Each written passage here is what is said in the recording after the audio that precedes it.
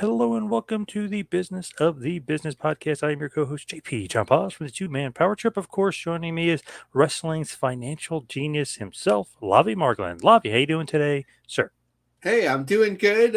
In between holidays this time of year, but keeping up with the news. Those that are following me on X, you might see sort of like a few days quiet, and then there's like 15 articles I'm sharing within 20 minutes. So that's a bit of an explanation for that, but trying to stay on top of everything. And you are very on top of what's going on over there in Japan because New Japan has some big news coming out, right? Yeah, so previously, as I understand it, um, there was different divisions still, even though Bushi Road owned New Japan, acquired Stardom. There's also, um, I believe, kickboxing that they've had before, and so on. These were all like separate entities. So New Japan had announced at a meeting of New Japan Pro Wrestling's Board of Advisors on April 22nd, it was determined that NJPW will fully acquire all stakes in Bushi Road Fight Company, henceforth Bushi Road Fight, um, from parent company Bushi Road Inc. With this acquisition, Bushi Road will become a fully owned subsidiary of New Japan Pro Wrestling. So the goal is to improve operating efficiency and reduce redundancies within Bushi Road's sports unit. The stock transfers on June 28th. We said the company name already. Um, and so New Japan President Tanahashi said, our fans have seen a lot of crossover between New Japan and Stardom with our co-promoted events, as well as IWGP and Strong women's titles, but there is still a lot that can be done to strengthen connections between our companies behind the scenes, from arranging event schedules and building reservations, to make sure fans have time to take in big matches from both companies, to improving our promotional efforts and sponsor acquisitions. I'm excited the opportunity to further both New Japan and Stardom's appeal to a broader audience. This acquisition will speed up decision-making processes and improve our operating efficiency, freeing both companies up to further pro wrestling in the eyes and hearts of fans in Japan and worldwide. I look forward to fans' continued support of both organizations. And Okada, the Bushi Road Fight President CEO, said, since Stardom joined Bushi Road in 2019, our cooperation with New Japan has seen Stardom matches in Tokyo Dome, and so on. Now, more than 4 years into the relationship, and with changes being undertaken in the management and operating structure of the company, there was a desire for a stronger connection between our offices, which is being put into place with this announcement. I hope that we can find new ways to show the world just how impressive Japanese wrestling can be. Chris Charlton, one of the English commentators who's been very involved with New Japan, I believe he wrote the Egg book, had tweeted, while this isn't a front of the house affecting situation, it's great news for fans indirectly. Operational efficiency equals no tripping over one another with big events on the same day, better, more effective cross promotion, and better ways for the whole family to experience pro wrestling. So it just makes sense. Now, welcoming a new member of our community, listeners to the group, a new member of our LinkedIn group, Justin Ray on LinkedIn. You can find him on LinkedIn at /Justin, Justin CKW. He wrote a really interesting article called The New Era of Strategic Alliances in Asian Pro Wrestling. So just a snippet about this part. Building on the foundations laid by regional cooperative organizations, New Japan's recent strategic maneuver highlights its commitment to not just participate in, but lead the wrestling market in Asia. The move consolidates is exemplified by the acquisition of all the assets of Stardom, marking a significant consolidation within Bushi Road's wrestling empire. It represents a deliberate strategy to streamline operations, unify branding efforts, and leverage synergies between men and women's wrestling. Let's see. By aligning Stardom's innovative approach to women's wrestling with New Japan's established global presence and logistical prowess, Bushi Road is setting the stage to accelerate growth and increase market penetration. So that's that on the acquisition side. Talking about, especially focused on, where our area focuses generally on the U.S. side. So looking ahead to their show in Ontario, California. They've moved over 2,000 tickets. It's currently set up for a little bit over 3,000. It's a 10,000 seat arena. So we'll see how that moves along. We're not too far out at this point, about 2 weeks as we record that. Moxley had defended his belt against Hobbs, so New Japan on Dynamite, so that I guess gives additional exposure to the brand, and having Moxley, of course, as a regular, just connects everything together. I'm assuming Moxley kept the belt. I didn't follow that result, but I'm assuming I would have heard. Yep. We know about the Forbidden Door upcoming in Long Island on June 30th. More of a AEW thing than New Japan, but like we've talked about, we've heard different things, like in the past that AEW had licensed the ability to use New Japan's name and talent. This time we had heard that New Japan didn't want to pay for Arthur Ashe Stadium or pay for half the rent there, so it moved out to Long Island. So not exactly clear, but early on, I believe this was taken the day that regular tickets went on sale. 5,440 tickets were distributed with a current setup of 7,300. I believe it's about an 18,000 seat venue. And I don't believe that the Capital Collision tickets are yet on sale for August in DC at their regular venue that they use, the Entertainment and Sports Arena, a venue that AEW has used as well. I think, like I've mentioned, I think their rhythm in the US, based on where they are right now in terms of live events, is their best way of doing things. Have a show in Northern California, have a show in Southern California, have a show. You do the Forbidden Door, maybe one or two other shows, depending. And you have, hopefully it's profitable and you make some money rather than like trying to establish a whole nother brand and just tour regularly here. Keep it special. Also, it seems like they have a lot more synergy with AEW, that the IWGP title is being defended on television.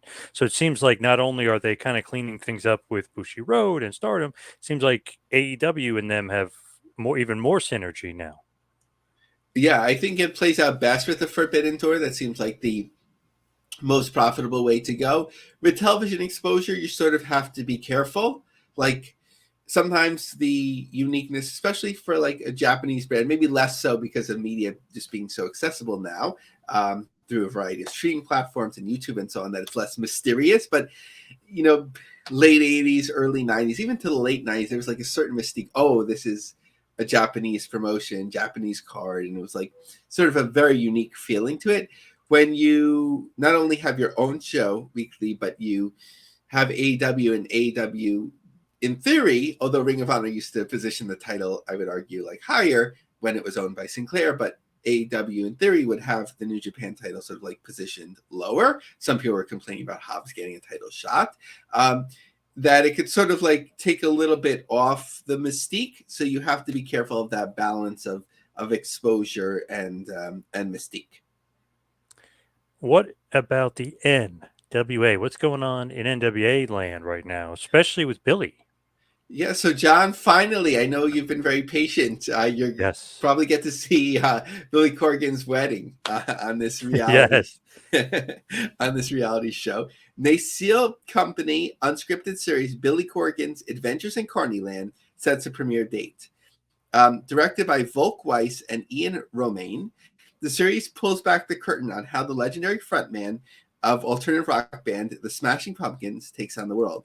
When he isn't churning out albums and touring the world with his band, Corgan works as a wrestling promoter through his storied NWA, which he intends to restore to its former glory. As if being a rock star navigating the demanding politics of running both a band and a group of eccentric wrestlers isn't tricky enough, he's also a father of two, and he's planning a wedding to his longtime partner, Chloe Mendel. Can he possibly keep all these balls in the air? Volk Weiss and Romaine exec produced the series. I don't think we need to know all the producers right now, no disrespect to them. Grammy winner and lifelong wrestling aficionado, Corgan spanned the Pumpkins, sold over 30 million records. One of the oldest and most prestigious wrestling brands worldwide, NWA was acquired by Corgan in 2017 with the vision of reinvention for the modern era. Rebuilding the historic NWA brand has been both an honor and challenge, and this show opens the door wide, so to speak, to reveal the glory and the grit needed to thrive in a winner-takes-all sport. This article is from Deadline. It's not always pretty, but I'm proud to see what we've accomplished thus far. So, all of this is to say that this is just on the CW app. For a long time, we'd been figuring out maybe they'll do the reality show. It would be more appealing on the actual CW, but it's on the app as well. When you look at that, is that the most intriguing thing about the NWA? Is this reality show? Because I know people that are interested in this. I know I was, and I want to see the wedding and Billy Corgan. But is that like the most interesting thing? Because he obviously is technically their biggest star, their biggest name. He's a Grammy winner, Smashing Pumpkins. Yeah, I think when you're on an app like the CW, which isn't, I would imagine, isn't that popular compared to some of the others, certainly like in Netflix, obviously, which is a different type of platform, but similar idea. This type of thing seemed like it would be better positioned to be on the actual CW. Like you get casually, oh yeah, I've heard of Billy Corgan. I'm into pop stuff. Oh, he's getting married. I'm curious about that. Oh, they have wrestling. I've watched wrestling before, that sort of thing. So I don't know. It is what it is. I think that at some point, and that's probably why there's some confusion, I think that probably there was the intention that this would be on the actual CW. Like you have all these known producers and they're working on something that's going to be on the CW app. Like how much could they possibly be paying for it? Maybe they are paying good rates, but it doesn't make sense to me. What else are they doing? Because I know they got shows coming up, right? They're going back to the territories. Yeah, I'm. On the positive side, I really like how they're promoting this back to the territories thing. It seems a little bit early, right? Because some of these promotions have been around a while and aren't even necessarily their official territories, like World League Wrestling. But some of them are some of their newer territories, and it seems a little bit early to be like bringing them all together, sort of in a rivalry. But I like the idea, and I especially like the idea that they're doing it at a high school. But they're actually embracing that fact. They're not hiding that fact. It's like, we're old school. We tape our shows in a high school, which I thought was really cool. So NWA Power presents Back to the Territories June 1st in Knoxville. It's an NWA signature live event. A rare opportunity to see your favorite stars from every NWA territory all under one roof. The territories on June 1 at Knoxville's Carnes High School. The NWA signature live event gathers stars from of the Exodus Pro, NWA Chicago, NWA Southeast, Joe Kazan, Fight the World, Crossfire Wrestling, and World League. It is certain to be an unforgettable evening of pro wrestling action. Carnes High School is located at 20. We don't need to give the address, but in Knoxville. Tickets are $20 ringside and $10 for general admission. Student tickets are only $7. And then what I really like about it is that we're going to know how much tickets were sold to the dollar because it's on a fundraising platform. Give back. I grabbed the screenshot. $850 had been raised. So looking at some other events, Joe Kazana Promotions, Harriman Heat 2, April 26th in Harriman, Tennessee. Joe Kazana Promotions is really old school. I don't think you can buy tickets online, no digital tickets at the door, or there's some places around the area where you can buy tickets. May 3rd, Highland Park in Illinois, NWA Chicago, which is directly a Billy Corgan promotion. Quietly, because this used to get a lot more attention, NWA's Crockett Club 2024 is happening May 18th in Forney, Texas, and August 31st at the ECW Arena, or 2300 Arena, NWA 76, and then all the way in December back to Dothan, Alabama. I like that they kept the momentum going of Dothan, as they did well there last time and announced a show ahead of time, well ahead of time, which I think is a smart thing in terms of planning. Now, as far as GCW is concerned, Brett, our longtime close personal friend, dropped a little bit of a shocker to me, just the last word in his tweet. Am I crazy on that, or was that kind of a shocker? Yeah, you never know where GCW will go. I don't. Nothing necessarily surprises me, having gone, of course, to Japan and I'd say all over the world at this point, but to Europe and different places like that. But when Brett is looking for connections in different states, the assumption would be that they're looking to run there. So any GCW fans in and around Montana, Utah, or Hawaii. So that would be really interesting and not surprising if they get out there. So that's something to watch. But Hawaii, it's not run as far as I'm aware too often regularly by promotions. It used to be, I mean, they had, of course, we know from Polynesian Pro. If you didn't know, then you know from Young Rock at this point. But for some of the other worldwide promotions, it would be like a stopover. Like if you were in California and you're going to Japan or vice versa, like, okay, here's an opportunity. We'll run like one or two big shows and like stop in there. They released sort of a graphic of their upcoming schedule, most of which we covered, and Brett had tweeted out with that, like, we're not done yet, but just sort of reframing here. So starting into the future. So Tampa, May 3rd, Egypt Shrine Center. Those ticket sales were a little bit slow from what I saw. Jersey City, May 5th. That's a JCW show. May 18th in Philly at Harrah's Philadelphia, which we talked about last week. May 25th, back to Thalia or Talia Hall. I really have to figure out the correct pronunciation. But that was even covered the last time they were there by one of the Polestar or one of the industry trades where it had the actual dollar figure for that show. I think it was $25,000 in ticket sales. Then the following day, May 26th in Columbus, back to Valleydale Ballroom. June 1st and 2nd, Atlantic City at the Showboat. Not to start rumors here, John, but I received a message from a connection not affiliated with GCW who had heard that the Showboat might be under different ownership soon.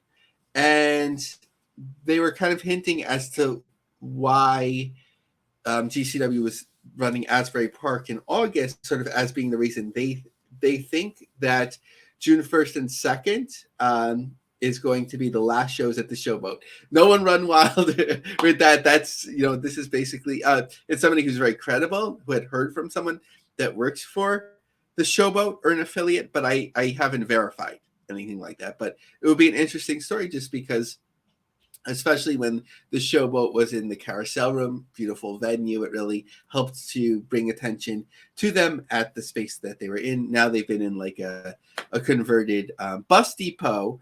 But interesting to see if they'll be continuing there. Maybe they will. So we'll have to see. Time will tell, or we'll get a news update at some point. June 14th in Denver at Jefferson County Fairgrounds. June 15th back to LA. So there's been 7 sellouts there. So let's see if this is the 8th. June 15th. June 16th. Actually, this is a triple shot, which is really interesting. June 14th, Denver. June 15th, Los Angeles, and June 16th, Phoenix. So I'm not aware of too many triple shots outside of like Collective Weekend or something like that. June 28th in Houston at the Premier Arena. June 29th back to Gillies in Dallas. July 5th in Toronto at the Opera House. I think last time they had split that show with the Montreal promoter, but now this one looks like going on their own.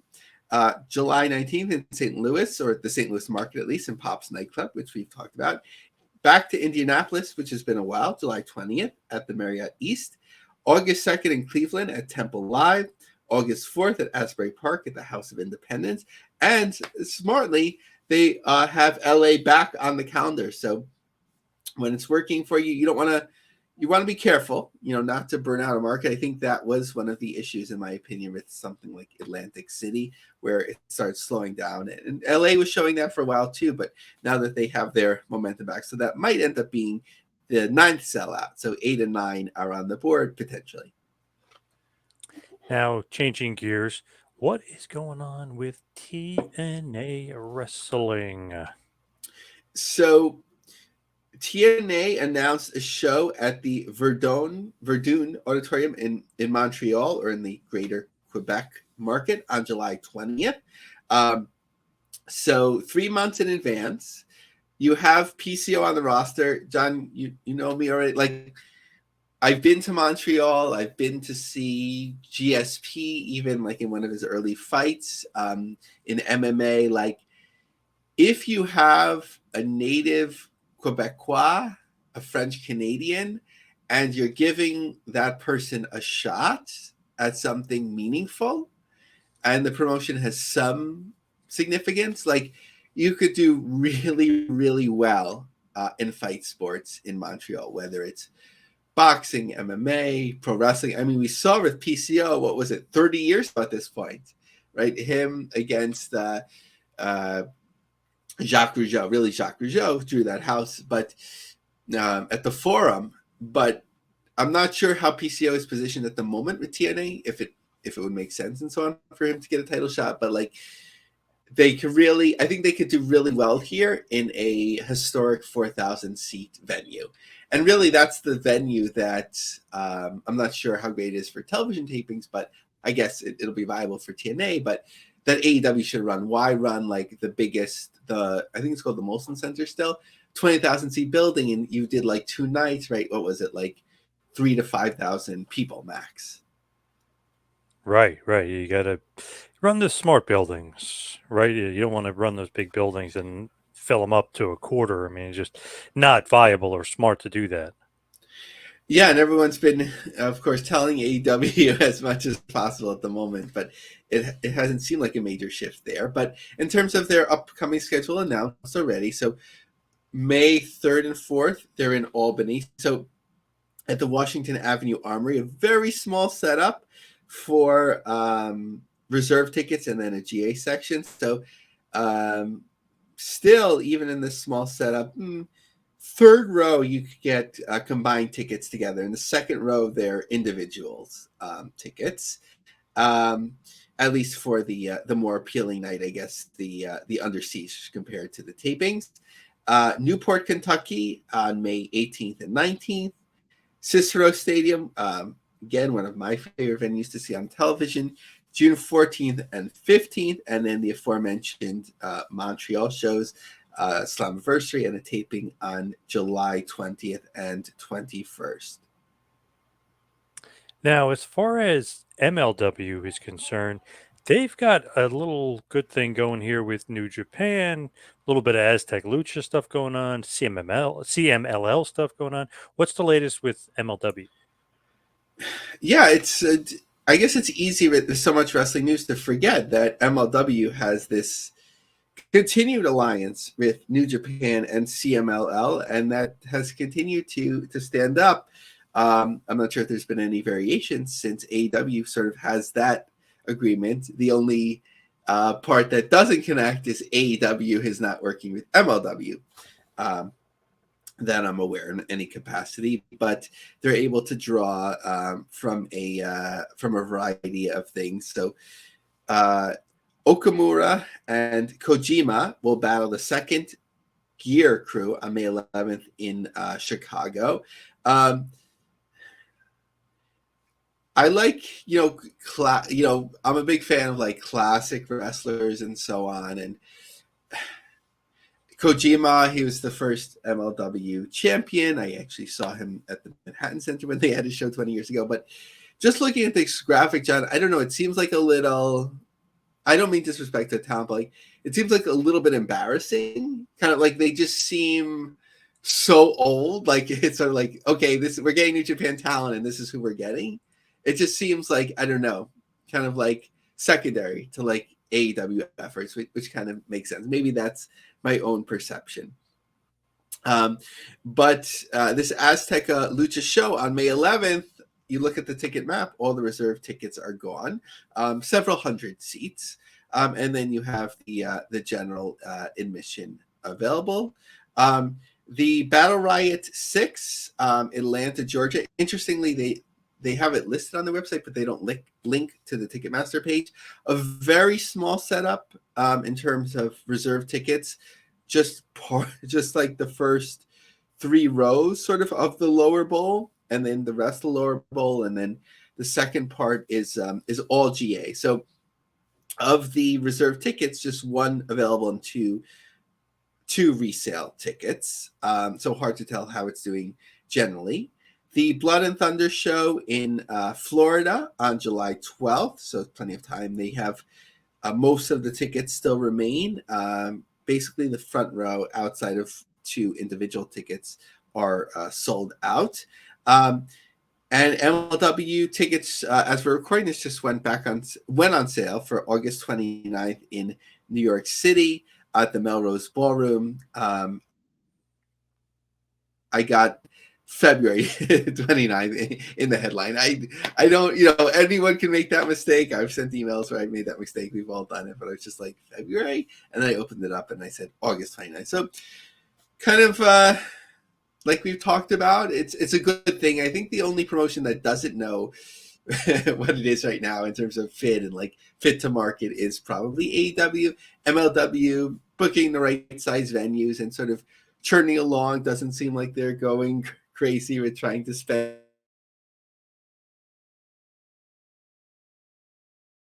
all the legal fees, but they're moving along. Talent comes in, talent goes out still, but I think they have their thing. PW Insider was reporting a week or two ago that BN Sports was very happy with the specials that they're co-running with YouTube.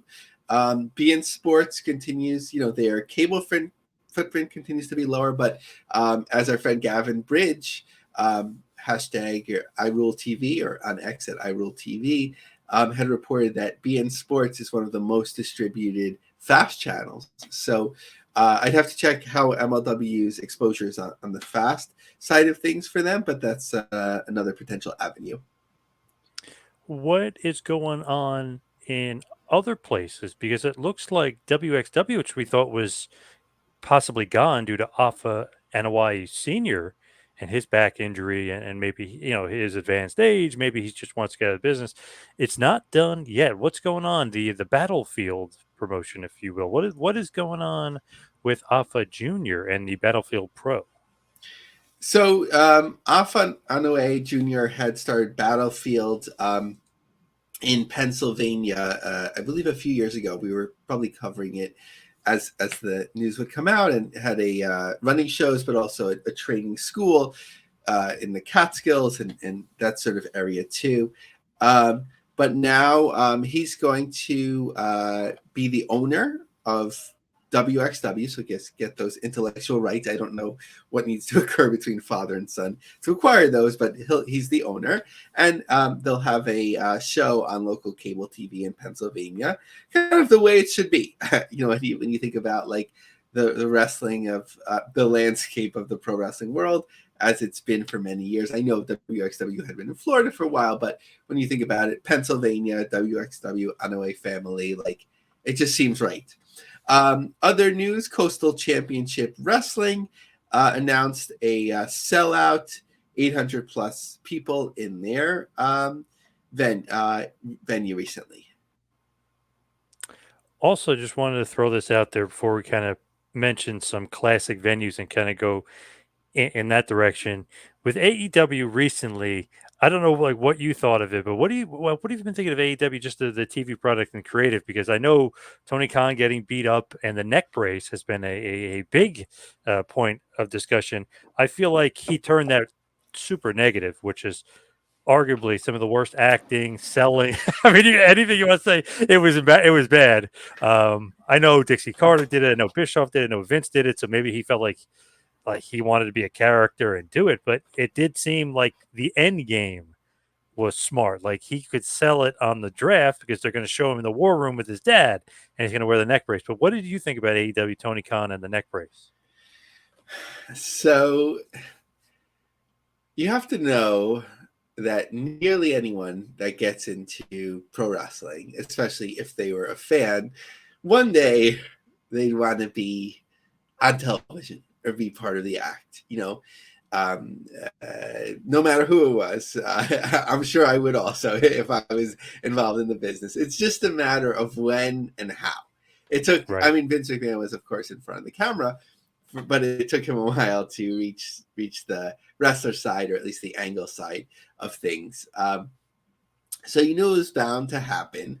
Um, the way that it was done, I think Tony knew that it wouldn't look great when he took the move, but like you sort of have to have that expectation or understanding. We even saw with like Linda McMahon and Donald Trump taking the stunner that it would look bad. But it's sort of like it's something fun to it. Chris Zellner had tweeted out that ESPN didn't show Jaguars War Room, so they didn't get coverage in that way. But obviously, like through social media and so on, that they're getting a ton of coverage. So I think it's a win.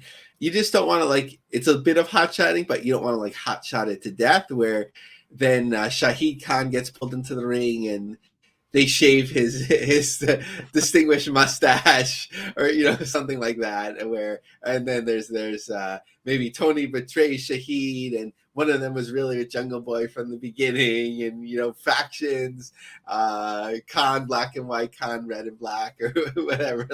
You don't want to hot shot that to death, but once in a while it's pro wrestling, it's fun.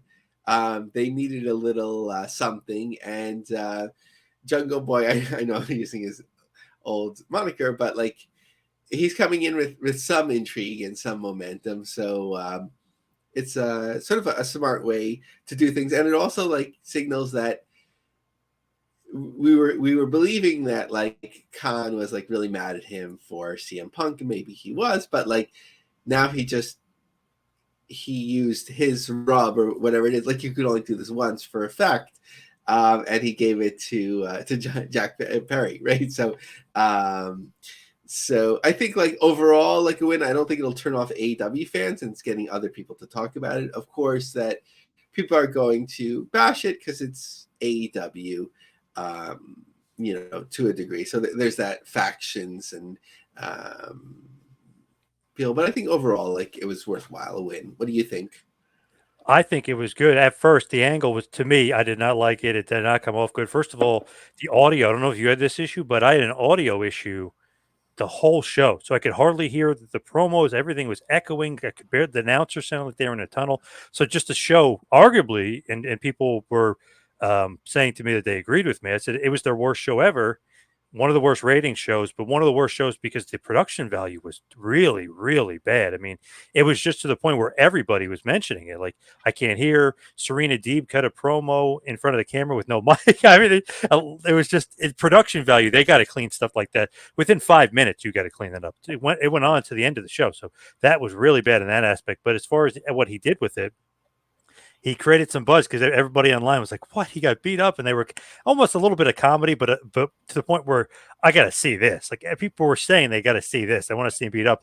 Oh, his dad showed up. Oh, this is so people were interested. He turned a negative into a positive in that way, just because. I mean, you take a shot to the stomach, you sell it. You don't fall down and pretend you're dead. I mean, the selling. Somebody's got to tell them the psychology of the selling the move. That was bad, but what he did with it was good because you're in the war room, and the NFL Network, which I watch, which I think most people watch for the draft because I think they have the best coverage of the draft, in my opinion. Rich Eisen said, who was covering the draft, he goes, "There's Tony Khan in the war room with his dad." He goes, "In case you didn't notice, he's got the neck brace on because he took a pile driver last night on AEW television." So that's free advertising. He's mentioning it just off the cuff. I know he's a wrestling fan, but he's just mentioning it off the cuff, and the other announcers are talking about it. So I feel like he turned a real negative, which was a terrible show and a terrible spot and a terrible angle and a terrible story, into something where it's like, wow, I'm kind of intrigued. Why does this guy have a neck brace on the NFL draft? This guy's getting beat up in wrestling. So he turned, I think, a negative into a positive. So, John, interestingly, I haven't been in a lot of fights, but I was once on a school trip, middle school trip, and somebody was giving me a hard time in the room. And he wasn't expecting it, and I punched him in the stomach, and he dropped like a rock, like because all the air went out of him. So Right. it wasn't like he was like, oh, like stay. He really like it really like it was like knocking the air out of a balloon, and then it just sort of like quickly dropping down to the floor. So maybe Khan had experienced or seen that before.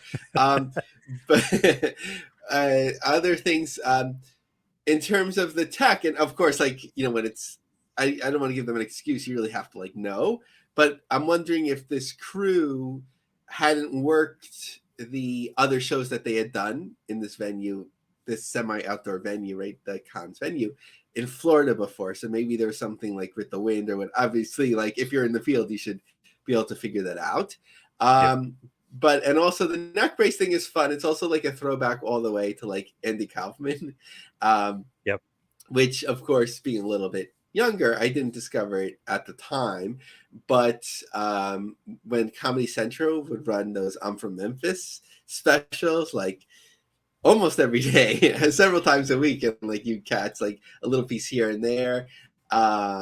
With the neck brace, and of course, like the Vince McMahon thing during trial and whatever. Yep. Like it's a fun throwback. It's like a very pro wrestling type of thing.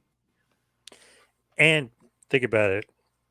You've got the neck brace on, right? You got to sell it because you took this horrific move on the show. So of course, keeping kayfabe, a day later, you'd still have the neck brace. You'd have a neck brace. You'd had the injury. So he sold it and he kept it on, which I liked. I thought that was good. And Pat McAfee show for some reason, of course, WWE. I mean, they were ripping Tony because they're like, oh, he had too much movement in his head and in his neck, like it didn't look right. He looked like he was faking it. But I thought that was a little too nitpicky of it. I just thought it was good that he had the neck brace on, just at all. Yeah, and not to make light of this for people that actually need it, but in terms of visual comedy, and apologies, like if he had a halo, that would have been even better. Like that Yeah. Pitbull 2 halo when your friend Shane Douglas grabbed it and shook it. That was like, oh my God, like that was crazy. That would be interesting, like to kind of copy that angle, see what happens. Interestingly enough, though, the crowd seemed to be kind of like into it, and then the locker room emptied, and his dad came out. It seemed like the crowd was into it live. So, I think it with the AEW fans, I think it went over well. I think. Yeah, it's sort of like how could you not? It's something surprising. It's that doesn't necessarily validate it, meaning that like when people watch like Thunder Angles now or early days of NWA TNA, and like you see a match or an angle in isolation, it's sort of like that's fun. This was a cool time period, whatever. And for the most part, it is. But you just have to contextualize it in terms of like, did it make sense? How did it help business? Did it garner interest? What did they do as a follow up? What did they do before to really like understand? So next week we'll potentially tell a story. We'll see where the rating is next week. That's always important, and I know Meltzer and a bunch of people always said it's not the week that happens; it's the next week and the week after. Like, let's see how it builds. They showed the Punk footage; it did over 800, yes, and then obviously people did not like that because the Collision did the worst attendance they've ever done for AEW. Then the rating the next week was 760. This week was 683. So obviously that was not good. So, obviously you got to change it up, do something else, and we'll see if this maybe goes in a different direction because they've been heading downward and fast. Yeah, it might be, just getting, you can't keep like reversing course so much, but like finding a different path, a different way, like where almost like sort of, again, I'm not putting death knell or whatever, but like the later days of WCW, you could bring someone in, but if you don't know what to do with them, it's going to be like quickly eaten up, right? Like from what I understand and not watching week to week, like Sasha Banks, like it's not special anymore when she comes out. It doesn't garner interest. It's sort of like that. Like you have one time, and this is when WCW is running hot. Remember, like Bret Hart coming over, and people were like, "Whoa, what's he going to do?" And then it was like a whole. It took forever for him to get there, which might have been out of their control. But B, like it was just like awkward the introduction, I think, is the NWO in the ring with Canadian national anthem, and then he was a referee. So it's like you have to find a way to make this work. So maybe just like a different approach to things.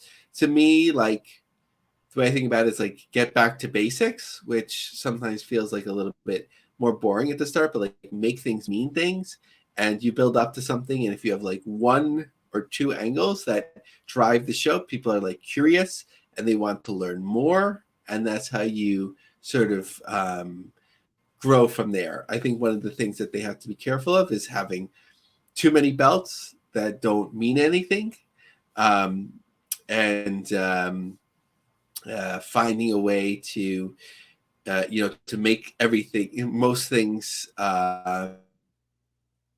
meaningful, than like so many different things happening at people, but not maximizing it. So, what is going on with these two legendary venues that you wanted to talk about? So Weston's Winter Gardens Pavilion hosts CWF. On Saturday, April 27th, CSF Pro Wrestling will return to the pavilion in Weston Supermare as the promotion hosts Saturday Night Slam at the iconic venue. The Winter Gardens Pavilions has hosted pro wrestling for decades, and this month's event will mark CS Pro Wrestling's 26th year of hosting events in Weston. Uh, and they had over 400 fans last time in this sold out venue. So just really impressive about that, being able to run so long. And this venue has, of course, a lot of names passed through different points in their career, but it's hosted David Bowie, Pink Floyd, and so on. CSF took over the wrestling events of the Gardens way back in 2006 and are still going strong. Previously, they had people like Mark Rollerball Rocco, Johnny Saint, and Kendo Nagasaki. The manager of the event had expressed their excitement about the return. They said, of all the venues we visit, the wonderful Winter Gardens up there is one of our favorites. Each time we visit, we receive a fantastic response from local fans and family. Over the years, we've brought some household names to Weston, including Chris Masters, MVP, the Nasty Boys, and Mr. Kennedy. This year, the occasion will be even bigger with the host of talent on the show, and we can't wait to be back. On the other side of the Atlantic and near the river, Fall River may give the Bank Street Armory to the historical board. Here's what that means. In the 3 months since the City Council voted down the sale of the Bank Street Armory for redevelopment into market rate housing, there's been some progress to move oversight to the Historical Commission to help restore the 1897 building. Mayor Coogan said his administration is using $35,000 left from a previous Community Preservation Act grant to shore up the building and avoid further damage. We're buttoning it up. We're going to secure the windows and putting drains up to make sure water is running away from the building. Sounds like it's in bad shape. VP Pereira, a vocal opponent of the sale, wants to work with the commission to acquire grants to fund repairs so the city can use the space for things like office space and cultural events. I'd like to preserve it. It's the last historic property that the city owns. Let's give the commission a shot. Let them apply for grants and see what they can come up with. Just sort of perspective on this building, this armory in Fall River, of course, has hosted pro wrestling throughout the years. It's always a shame. They've had talents like Snuka, Mr. Fuji, George the Animal Steel. So, Fall River, Massachusetts, you can imagine that, that time frame. But it's always a shame. I know that we've talked about on the news, right, the old Ag Hall. Sometimes I mix them up, those two venues in Pennsylvania that has run shows and conventions. Sometimes we hear like, oh, it's been sold and there won't be more pro wrestling, and then sort of like the Undertaker popping the fist out of the grave that he's that it's not done yet. Now, what is going on with AGBA, the group holding? So this is now, for all intents and purposes, Triller. As we've talked about, the stock went from a penny stock to the Triller announcement to it hit at one point $3 a share. If somebody knew how to play the market right, you could I mean, depending on how much money you put in, right? You could have quadrupled or more your earnings. You could do the math. Zach Arnold covered it well in terms of his concerns, and I have the same ones, even though you see the shares surging at certain points. The good news for Triller is that it appears the years-long effort to get access to stock market cash is finally here. The shaky news is that the savior is a penny stock that was trading as low as 34 cents a share a month ago. The SEC the dreaded 30-day delisting notice to AGBA being under $1 for more than 30 consecutive trading days. Last week's announcement that Triller would merge with the Hong Kong-based AGBA on the NASDAQ was heralded as a financial lifeline to keep the lights on. The merger means Triller shareholders will get 80% of the stock. A key part of the transaction uh, deals with restricted stock unit holders. When do those stock options vest? How long of a waiting period before selling? And other considerations. Trades cash. As this report at Music Business Worldwide notes, they have under $1 million in cash or cash equivalents. The company has been sued by multiple parties for allegedly failing to make payments. As the MWB report claims, there are supposedly millions of dollars in unpaid music royalties. HGBA is claiming that by combining forces, the new company is worth $4 billion. How a penny stock with a market cap of $182 million merging with a well-known company that only has $1 million in cash equals $4 billion? Your guess is as good as mine. What's at stake for fight fans, and also I'll say pro wrestling?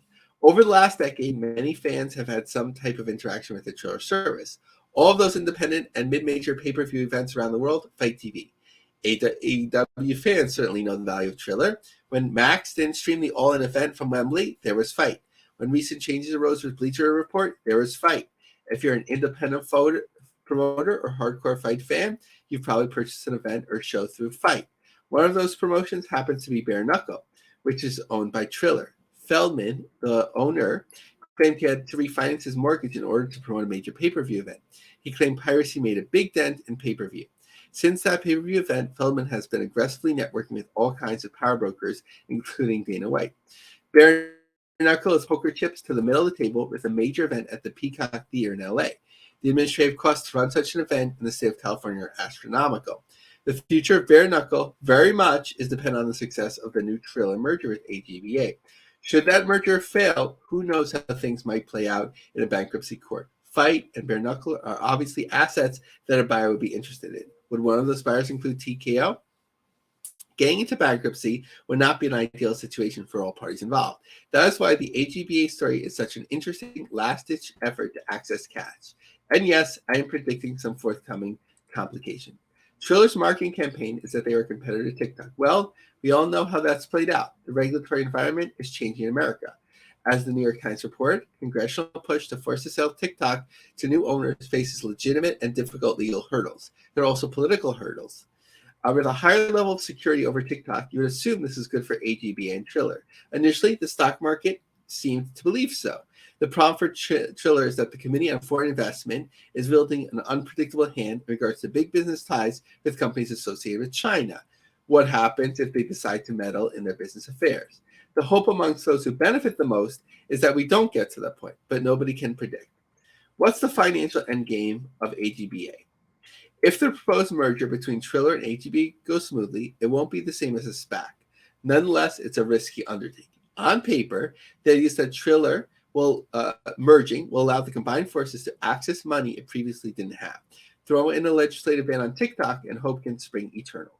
The biggest question is whether or not AGBA can sustain over a period of time a substantial increase in the price of the stock to encourage more investment, or at least keep the stock price high enough so that more stock shares can be issued on the market via stock dilution. The risk of stock dilution is that Wall Street investors hate it. Stocks can get punished for it big time. As we recently saw with Sophie, a mainstream upstart got somewhat punished by the market for issuing up to $700 million in convertible senior notes. The idea of raising liquidity in exchange for cash and stock did not go over well. Now imagine the impact of possible stock dilution. There will be plenty of insiders who hope that AGBA can survive long enough in order to sell shares. The question is whether that not that dream will come true. When you see incredible wild swings in volume trading, good or bad, you're at the mercy of the institutional players. As the old adage goes, somebody always knows something. We're right back to where AGBA was 1 year ago for the share price. So what does modern fight finance teach us? If you have a long enough memory, you might recognize a few different fights with exposure to capital markets. Elite, IFL, Bellator, New Japan. The International Fight League with its various franchises went national on my TV. In their debut, flatlining imagery and stretcher jobs. The promotion was the one that soon flatlined. Promoted by Gary Shaw, Elite XC was the precursor. That failed. Okay. And so on. We know those histories. What you'll notice with penny stocks in combat sports is that things proceed slowly for a while and then they change very, very fast in either direction. Trailer needs AGBA to retain value at a steady clip, at least enough time to bring in a new investment or extract value. The consequences for the promotions and the service you enjoy as a fight fan are substantial. So all this is to say that so many promotions in the pro wrestling landscape have become reliant on Fight and Fight Plus as a means of distribution, especially, of course, GCW. Even though the stock price is doing really well and it seems like more stability and access to cash for the merger, things could really like go away in a poof. Zach Arnold lends it out really well, and we could see like this ecosystem crumble. Where would people go if Fight goes away, right? You have these other services, but it's not to the same level. We had seen that to a different degree in the Flow, right? When Flow Slam was opened and then, it closed, where did people go? So it's really an important story to watch. I feel like they've got so many different promotions on there that their success is kind of tied to a lot of promotions, not only wrestling world, but bare knuckle and other places as well. It's sort of like imagine ESPN taking a big bet in the late 80s, early 90s and failing. Where would all of these sports properties go for additional revenues? Yes, you have the regionals, which, that was a way of making money, local markets and so on, but you didn't have an equivalent to ESPN. And I think for the most part, for especially these independent promotions, you don't have an equivalent of Fight. Maybe somebody like DAZN would actually be smart to step in and acquire Fight. We're getting 10 steps ahead of ourselves. Fight and Trailer might be the most successful thing ever, but that would be somewhere where I'd see like DAZN is already dabbling in pro wrestling, so that would be a big opportunity for them. All right, let's wrap this bad boy up and go to the plugs. You can follow me on Twitter and Instagram at 2Man Power Trip. Lavie, what do you got going on? Check out my long form articles and book reviews for wrestling books on LionCubJobSearch.com.